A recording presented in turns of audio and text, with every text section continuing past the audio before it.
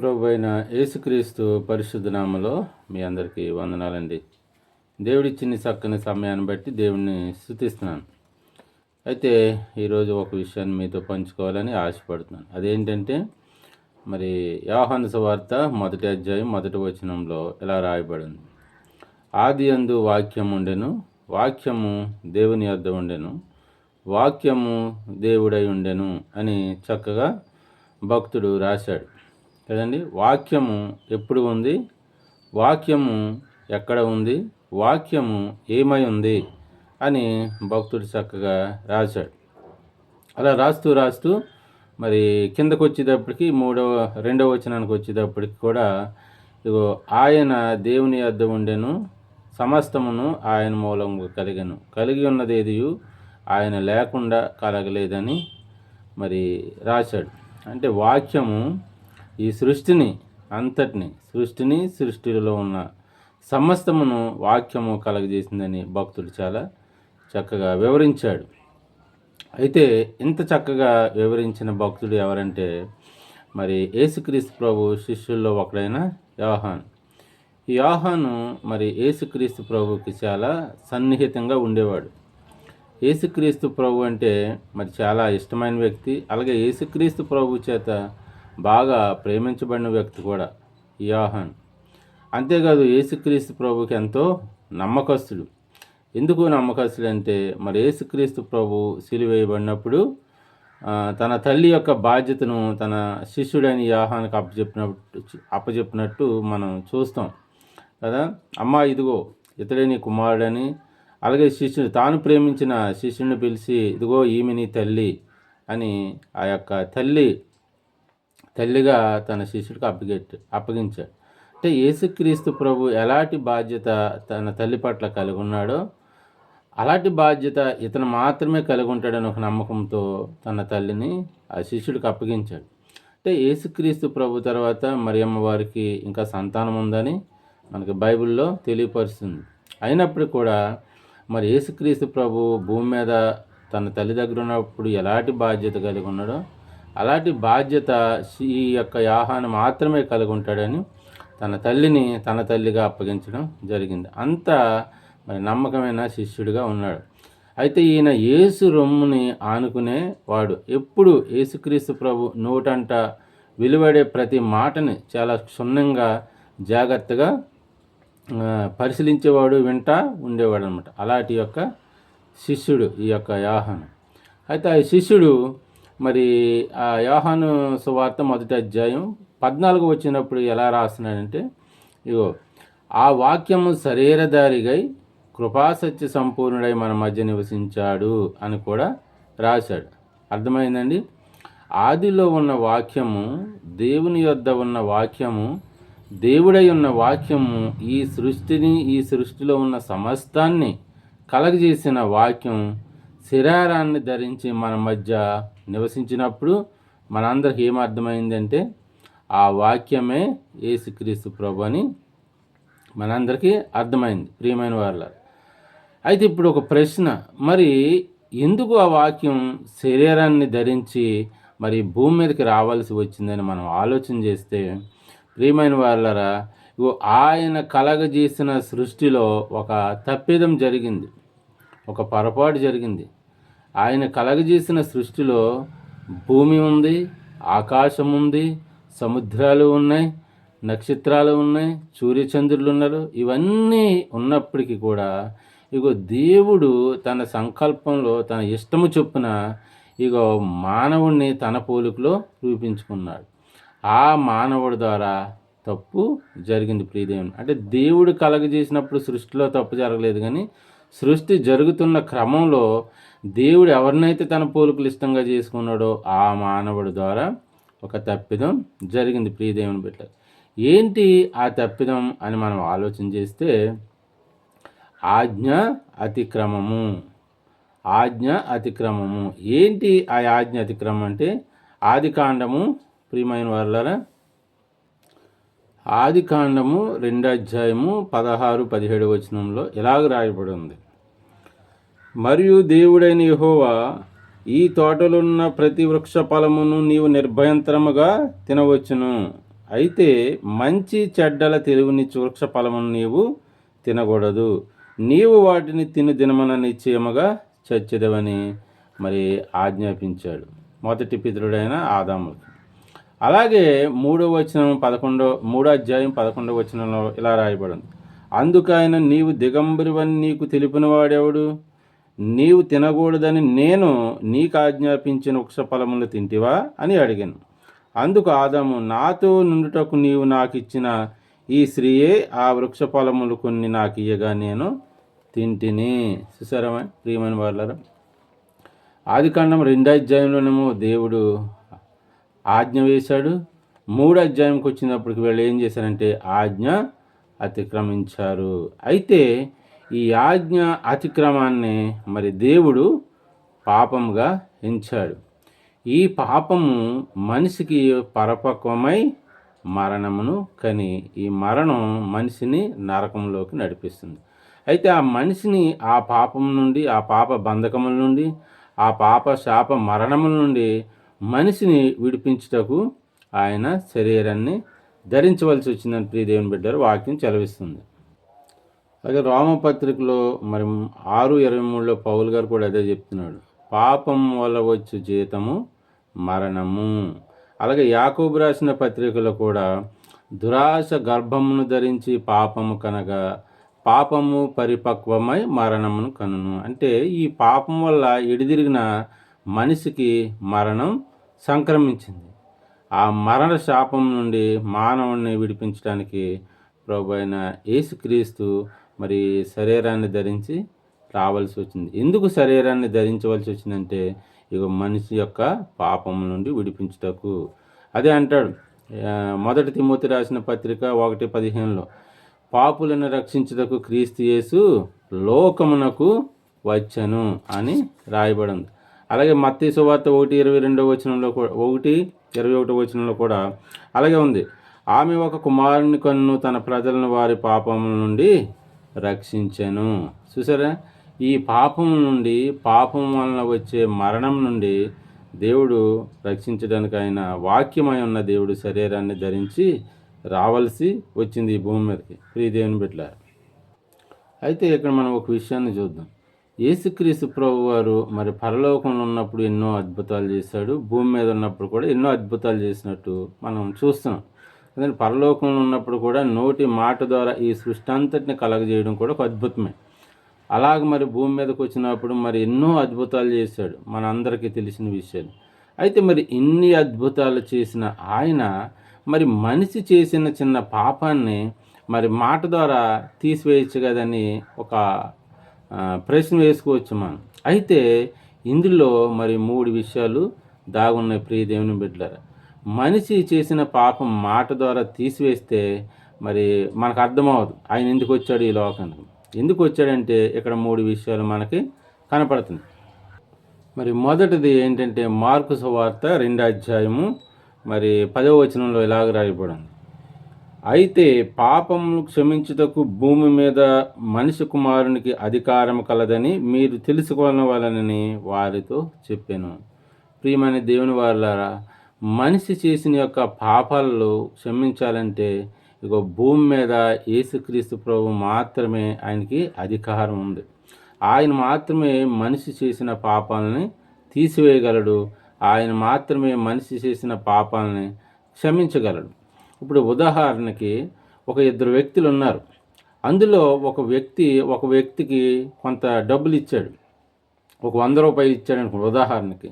అయితే కొన్ని రోజుల తర్వాత మరి వారి యొక్క స్నేహాన్ని బట్టో లేకపోతే తన స్నేహితుడికి ఉన్న మరి పరిస్థితిని బట్టో ఈ 100 రూపాయలు ఇచ్చిన వ్యక్తి, నువ్వు నాకు ఇవ్వవసరం లేదు, ఆ 100 రూపాయలు నేను విడిచిపెట్టేశాను నీకు, వాటిని నువ్వు నాకు తిరిగి ఇవ్వాల్సిన అవసరం లేదు అని చెప్పాడు అనుకోండి.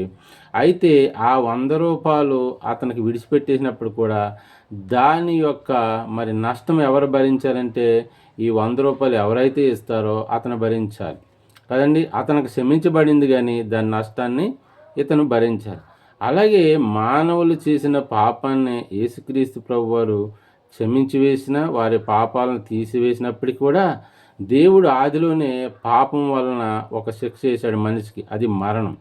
ఆ యొక్క శిక్షని యేసుక్రీస్తు ప్రభు భరించుటకు, మనిషి పాపం నుండి మానవుని విడిపించుటకు ఆయన శరీరమును ధరించినట్టు ఇక్కడ మనకి మొదటి విషయంలో కనపడుతుంది ప్రియదేవుని బిడ్డ. అలాగే రెండో విషయం ఏంటంటే, ఇగో రోమా పత్రిక 8వ అధ్యాయము 4వ వచనం చివరి భాగంలో ఇలాగ రాయబడింది: పాప పరిహారము నిమిత్తము దేవుడు తన సొంత కుమారుని పాప శరీరాకారముతో పంపి ఆయన శరీరమందు పాపమునకు శిక్ష విధించెను. అర్థమవుతుందండి? అయితే మానవుడు ఏ శరీరం కొరకైతే ఆయన మరి ఆజ్ఞ అతిక్రమించాడో, ఆ ఆజ్ఞ అతిక్రమించడం పాపంగా దేవుడించాడో, ఆ పాపానికి మరి శిక్షగా మరణాన్ని దేవుడు రూపించాడో, దాని అంతటిని కూడా మరి తీసివేయాలంటే ఆయన ఈ భూమి మీదకి శరీరాకారంతో రావాల్సి వచ్చింది. అంటే ఈ శరీరం కొరకు చేసిన పాపానికి శిక్ష, ఆ శరీరం ద్వారానే పాపానికి శిక్ష వేయాలని దేవుడు తన సొంత కుమారుడైన యేసుక్రీస్తు ప్రభుని పాప శరీరాకారంతో ఈ లోకానికి పంపి తన శరీరం ద్వారా ఇగో పాపానికి శిక్ష వేసినట్టు ఇక్కడ వాక్యం సెలవేసిన ప్రియదేవుని బిడ్డ. అందుకే ఆయన శరీరాన్ని ధరించవలసి వచ్చింది. అయితే ఇక్కడ ఈ మూడో విషయాన్ని కూడా చూద్దాం. ఉదాహరణకి చిన్నపిల్లల్ని తీసుకుందాం. చిన్నపిల్లలు ఏదైనా తప్పు చేసినప్పుడు, ఏదైనా ఒక విలువైన వస్తువుని వాళ్ళు పాడు చేసినప్పుడు మనం ఏం చేస్తామంటే, చిన్నపిల్లోడు కదా తెలియక పాడు చేశాడని మనం విడిచిపెడతాం. అలాగే రెండోసారి మూడోసారి కూడా చేస్తున్నాడు అనుకో, అయితే మనం ఏం చేస్తామంటే ఇంక ఇది ఇలా వదిలేస్తే ఎన్నో తప్పులు చేస్తాడని మనం ఆ తప్పు విషయంలో చిన్నగా గద్దించడమో చిన్నగా కొడటమో జరుగుతుంది అనమాట. అలాగా గద్దించినప్పుడు లేదా చిన్నగా కొట్టినప్పుడు వాళ్ళు ఏం చేస్తారంటే రెండోసారి మరలాసారి తప్పు చేయాలంటే భయపడతారు. ఒకసారి నేను ఈ తప్పు చేయబట్టే మా అమ్మ నాన్న నన్ను తిట్టారు, కొట్టారు, మరలా నేను ఈ తప్పు చేస్తే వాళ్ళు నన్ను కొడతారో తిడతారని వాళ్ళకు భయం కలిగా తప్పు చేయకుండా ఉంటారు ప్రియదేవుని బిడ్డ. అలాగే దేవుడు మానవులు చేసిన పాపాన్ని మాటతోటే తీసివేస్తే మనిషి పాపం చేయడానికి ఏమాత్రం కూడా వెనకాడు. పాపాన్ని చేసుకుంటేనే వెళ్ళిపోతాడు. అంటే పాపం వలన వచ్చే శిక్ష ఎలాగుంటుందో ఈ మానవుడికి తెలియదు ప్రియదేవుని బిడ్డ. అందుకనే దేవుడు ఏం చేశాడంటే మానవుడు చేసిన మొదటిసారి తప్పుకి మరి మనిషిని క్షమించి ఆ పాపం వలన వచ్చే శిక్షని ఈయన భరించాడు ప్రియదేవుని బిడ్డ. అయితే మరి ఈయన భరించింది ఈ భూమి మీద భరించాడు. మనందరికీ తెలుసు ఆయన మనం చేసిన పాపాల వల్ల ఎంత శ్రమను అనుభవించాడు, ఎలాంటి శిక్షను అనుభవించాడో మనందరికీ తెలుసు. ఆయన మనకు తెలియాలని మన కళ్ళ ముందు అదంతా చూపించాడు ప్రియదేవుని బిడ్డ. ఈ పాపం వలన వచ్చే శిక్ష ఇంత భయంకరంగా ఉంటుందని మళ్ళీ మళ్ళీ మనం తెలిసిండి కూడా మనం తప్పు చేస్తే ప్రియదేవుని బిడ్డ, లేదా పాపం చేస్తే ఆయన పాపానికి శిక్ష ఈ భూమి మీద అనుభవించాడు. కానీ మనం పాపం చేస్తే మా పాపానికి శిక్ష మనం ఎక్కడ అనుభవించాలో తెలుసా? నరకంలో అనుభవించాలి ప్రియదేవుని బిడ్డ. అందుకనే ఇది తెలియపరచడానికి ఆయన శరీరాన్ని ధరించుకున్నాడు. ఈ మూడు విషయాల్లో మనకు అర్థమవుతుంది ఆయన ఎందుకు శరీరంను ధరించుకుని భూమి మీదకి రావాల్సి వచ్చిందంటే ఈ మూడు విషయాలు ప్రియదేవుని బిడ్డలారా మనకు స్పష్టంగా అర్థమవుతుంది కదండి. ఆయన మరి పాపమును క్షమించడానికి ఆ భూమి మీద ఆయనకు మాత్రం అధికారం ఉంది కాబట్టి ఆయన శరీరాన్ని ధరించి రావాల్సి వచ్చింది. అలాగే మానవుడు చేసిన శరీరం కొరకు చేసిన ఆ యొక్క పాపానికి వచ్చే శిక్షను శరీరం ద్వారానే మరి ఆ పాపానికి శిక్ష వేయాలి కాబట్టి ఆయన పాప శరీరాకారంతో ధరించుకొచ్చాడు. ఇదే విషయంలో మరి పాపం వలన వచ్చే శిక్ష ఎంత భయంకరంగా ఉంటుందో మనకు చూపించడానికి ఆయన ఈ భూమి మీద ఎన్నో శ్రమలు అనుభవించాడు ప్రియదేవుని బిడ్డ. ఇవన్నీ అనుభవించడానికి శరీరాన్ని ధరించుకుని రావాల్సి వచ్చింది. ఈరోజు మరి శరీరాన్ని ధరించుకు వచ్చిన ఈ దినమే మనం క్రిస్మస్ పండుగ జరుపుకుంటున్నాం. అంటే దేవుడు మానవుడిగా వచ్చిన ఈ సందర్భమే క్రిస్మస్ పండుగగా మనం జరుపుకుంటున్నాం. క్రిస్మస్ అంటే మరి మన అందరికీ తెలుసు, క్రిస్మస్ అంటే క్రీస్తుని ఆరాధించుట కదండి. యేసుక్రీస్తు ప్రభు పుట్టినప్పుడు మరి ఇక గొర్రెల కాపరులు వచ్చి ఆయన్ని ఆరాధించారు, కీర్తించారు, స్తుతించారు. అలాగే జ్ఞానులు వచ్చారు, ఆయన్ని ఆరాధించారు, స్తుతించారు, కీర్తించారు. అలాగే పరలోకమందు మరి దూతల సమూహం కూడా ఆయన్ని స్తుతించినాయి కదా. సర్వోన్నతమైన స్థలంలో దేవునికి మహిమయు ఆయనకి ఇష్టలైన ప్రజలకు భూమి మీద సమాధానము కలుగునుగా. కానీ దేవదూతలు కూడా దేవుణ్ణి యేసుక్రీస్తు ప్రభుని సృష్టించారు ప్రియ దేవుని బిడ్డ కదండి. ఆయన రావడానికి ఇంకో కారణం కూడా ఏంటంటే సమాధానం పరుస్తారు. మొదట మానవుడు చేసిన తప్పిదం వల్ల, పాపం వల్ల దేవునితో ఉన్న సంబంధాన్ని మనిషి కోల్పోయాడు. మరలా యేసుక్రీస్తు ప్రభు ఆ సంబంధాన్ని, ఆ తెగిపోయిన బంధాన్ని కలిపి దేవునితోటి సమాధానపరచడానికి ఈ లోకానికి వచ్చాడని కూడా వాక్యం సెలవిస్తుంది ప్రియ దేవుని. ఈరోజు మనం కూడా మరి ఆయన మనం ఆరాధించాలి. ఎందుకు ఆరాధించాలంటే ఆయన ఈ భూమి మీద మరి మనకులాగా సంతోషంగా జీవించడానికి, వివాహాలు చేసుకుని పిల్లల్ని కానీ ఆస్తులు సంపాదించుకుని ఆనందంగా జీవించడానికి భూమి మీదకి రాలేదు. కానీ ఇగో నీవు నేను మనం మనుషులమైన మనం చేసిన పాపాలని ఆయన అనుభవించడానికి, ఆ పాపం వలన వచ్చే శిక్షను ఆయన భరించడానికి మరి ఈ లోకానికి వచ్చాడని ప్రియదేవుని బిడ్డలారా, మనం అందరం కూడా ప్రభు అయిన యేసుక్రీస్తుని మనం ఆరాధించాలి. ఆరాధించటమే కాదు, ఆయన మనం అంగీకరించాలి కూడా ప్రియదేవుని బిడ్డలారా. ఆయన్ని అంగీకరించాలి మనం అందరం కూడా. ఇక అందుకనే యోహాను సువార్త 1వ అధ్యాయం 12వ వచనంలో తన్ను ఎందరు అంగీకరించారో వారందరినీ, అనగా ఆయన నామమందు విశ్వాసం ఉంచే వారిని ఇగో దేవుని పిల్లలగుటకు అధికారము అనుగ్రహిస్తారని సెలవిస్తుంది ప్రియదేవుని బిడ్డలారా. మనం అందరం కూడా ఆయన మనం అంగీకరించాలి. ఆయన నా దేవుడు, ఆయన నా రక్షకుడు, ఆయనే నా విమోచకుడు, ఆయనే నా రాజు అని మనం అందరం అంగీకరించాలి ప్రియదేవుని బిడ్డలారా. చూడండి, యూదులు రాజుగా యేసుక్రీస్తు ప్రభు వారిలో పుట్టాడు, కానీ వారు ఆయన్ని రాజుగా అంగీకరించలేదు, రక్షకుడిగా వారు అంగీకరించలేదు, తోలివేశారు ప్రియదేవుని బిడ్డలారా, తిరస్కరించారు, ఇగో సిలువేసేశారు ప్రియదేవుని బిడ్డలారా. ఈరోజు మనం అంగీకరిస్తే ఆయన పిల్లలుగా ఉండే అధికారం దేవుడు మనకి అనుగ్రహిస్తాడు. అది ఎంత భాగ్యమో. అందుకనే ఎంతమంది అయితే ఆయన్ని అంగీకరిస్తారో వాళ్ళందరినీ కూడా దేవుని పిల్లలుగా ఉండుటకు అధికారం ఇస్తానని వాక్యం సెలవిస్తుంది. అధికారం ఇవ్వడమే కాదు, మనం ఆరాధించడమే కాదు, కానీ ఇగో ఆయన నామమందు మనం విశ్వాసం ఉంచాలి ప్రియదేవుని బిడ్డలారా. ఏమని విశ్వాసం ఉంచాలంటే, ఇగో నా పాపముల కొరకు ఆయన ఈ లోకం వచ్చాడు, నా కొరకు మరణించాడు, ఇగో నా శ్రమ అంతటిని ఆయన అనుభవించాడు, నా కొరకు ప్రాణం పెట్టాడు అని మనం ఆయన్ని విశ్వాసం ఉంచాలి. ఆయన నా దేవుడని మనం విశ్వాసం ఉంచాలి ప్రియదేవుని బిడ్డ. ఆయన యందు విశ్వాసం మనం ఉంచితే ఇక మన అందరినీ కూడా నిత్య జీవానికి వారసులుగా చేస్తాడని కూడా మనం విశ్వాసం ఉంచాలి. అదే యోహాను పత్రిక మొదటి 5వ అధ్యాయము మరి 13వ వచనం ఇలాగ రాయబడింది. దేవుని కుమారుని నామమందు విశ్వాసముంచు మీరు నిత్య జీవం గలవారని తెలుసుకున్నట్టు నేను ఈ సంగతులను మీకు వ్రాయిచున్నాను. ప్రియ దేవుని బిడ్డ, చూసారా, మనం నిత్య జీవాన్ని మనం కోల్పోయాం. మొదటి మానవులైన అవ్వ ఆదాములు ఏనాడైతే తప్పు చేశారో అప్పుడు మనం నిత్య జీవాన్ని కోల్పోయాం ప్రియ దేవుని బిడ్డ. మరలా ఆ నిత్య జీవం దేవుడు మనకి అనుగ్రహించాలని ఇగో తన ప్రియమైన కుమారుణ్ణి ఈ లోకానికి పంపించాడు. ఇగో ఆదిలో వాక్యమై ఉన్న దేవుడు, దేవుని యొద్ద ఉన్న వాక్యము, మరి ఆదిలో ఉన్న వాక్యము ఇగో శరీరమును ధరించి రావడానికి కారణం ఏంటంటే ఇగో నిత్య జీవాన్ని, ఏ రోజైతే జీవాన్ని మనం కోల్పోయామో మళ్ళీ నిత్య జీవాన్ని మనకు అనుగ్రహించటకు ప్రియదేవుని బిడ్డలారా ఆయన ఈ లోకానికి శరీరధారిగా వచ్చాడని వాక్యం సెలవిస్తుంది. ఈ క్రిస్మస్ దినాల్లో మనం అందరం క్రిస్మస్ పండుగలు జరుపుకుంటున్న మనం అందరం కూడా ఇగో యేసుక్రీస్తుని మనం అంగీకరించాలి. ఆయన నామమందు మనం విశ్వాసం ఉంచాలి ప్రియమైన వారిలో.